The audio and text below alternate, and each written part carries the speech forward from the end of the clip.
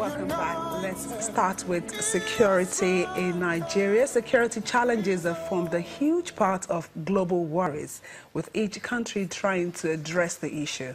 In Nigeria, the country is still dealing with Boko Haram terrorists who continue to carry out pockets of deadly suicide bombings.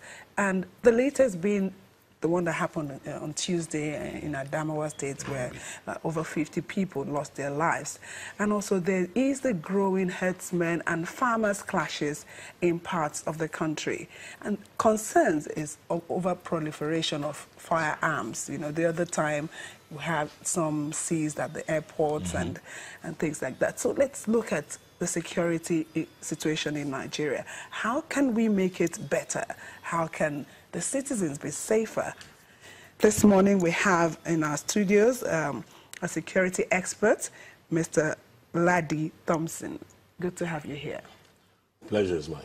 We're also expecting another security expert, Dr. Ona Ekomo, to join us in the course of this discussion.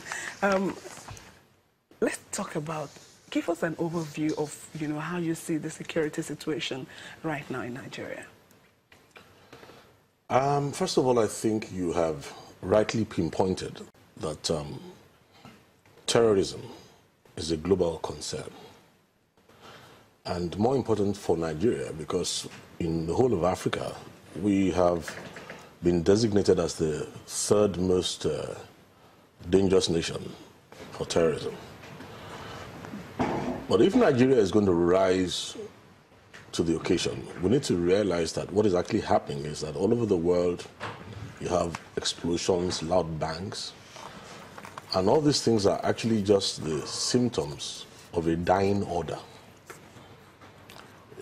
If we're going to strip it down to nuts and bolts, what has happened is that out of the Middle East there has come a challenge to the existing global order that informs the economy, informs immigration, informs policies all over the world.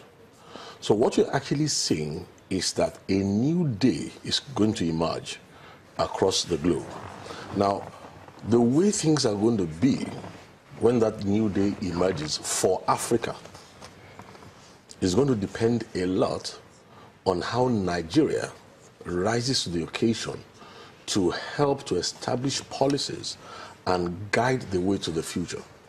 What I can even say is that the world may be looking at Nigeria to solve this problem, because we have a peculiar situation which, if we can rise as the giant of Africa to handle this thing properly, we will not only see the end of global terrorism as it is, but we will see a new day with a new order across the world. Now, whether we like it or not, a lot of explosions going on in Nigeria are things we should have been expecting, especially the soft targets. I don't think there's anything strange about it. It is painful, it is terrible, but it is like a medical doctor who understands symptoms of a disease and knows that this is where we are at, this is what is going to happen. Just yesterday at the West End in London, you realize that there was shots fired, and immediately the police and the country handled it as if it was a terrorist attack. Now, that tells you something. Across the entire world, everybody realizes that this is truly a new type of war, and everybody is geared to handle it. In the case of the UK, what you saw in the UK was their typical stoic reply to challenges. They know that this is a challenge to their way of life. They know that the terror is a tool to destabilize life the way they know it. They want to maintain their status quo. And that's why you find out that in Oxford Circus, where a lot of tourists are going, places where they know they're making a lot of money from people coming in to buy stuff from all over the world, despite the threats of terrorism, they maintain what they call a stiff upper lip. And they do and react the way they are to make sure that everybody realizes that they have great value to the life of their citizens. So for Nigeria, if we are going to see what we need to do, I can remember very well, I think Nigeria needs to rise above, number one, pettiness of politics. If we're going to get this thing right, we're going to have to rise beyond politics. We're going to know that some things may not necessarily be convenient. Now, there are things we're going to have to do not because they are popular, but because we want a future. The Nigerian problem is already a bit complex because if you look at our youths, for instance, they are fleeing the nightmare that the country is. We all, including ourselves here, help Nigeria to maintain a semblance of normalcy, even though things and challenges are really tough. Now, the truth is this. There is a need now for a rise to leadership.